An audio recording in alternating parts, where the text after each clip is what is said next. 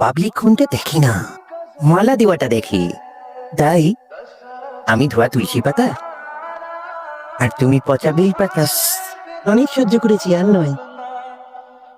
Advocate Satyabrata রায় খুন হলো, সে খুনের সাক্ষী একটা দুধের শিশু, সেও খুন হলো। এমএলএ বাবলু কোলে নিরুদ্দেশ হয়ে গেল। এসবের পেছনে আছে একজন মাফিয়া, বিন্দু মাসি,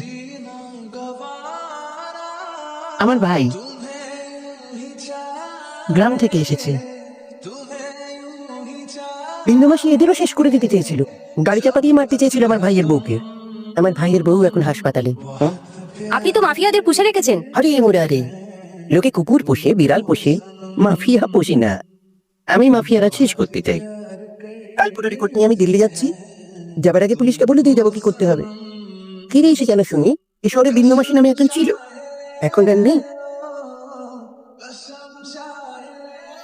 হারামি।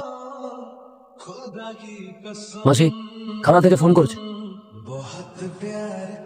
হ্যালো, বসা বলছি মাসি, বিনয় সামন্ত পুলিশকে চাপ দিয়ে তোমার এগেস্টে শুট এক সাইট অর্ডার পাস করে নিয়েছে।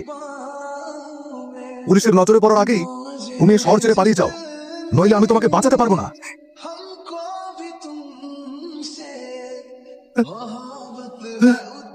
আমার কিছু হবে না তো? মাসির একটা গতি না হওয়া অব্দি আমি কলকাতায় থাকতে চাইছি না।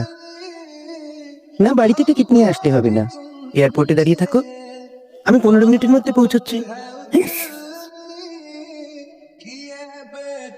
আমাকে এখানে ফাঁসিয়ে রেখে আপনি কেটে পড়তে চাইছেন সামন্ত মশাই? আমি মাফিয়া হলে আপনিও এক কাটটা কম নন। মাঝে মাঝে আমি তোমায় ভালোবেসে কেন আকাশ বলি জানো?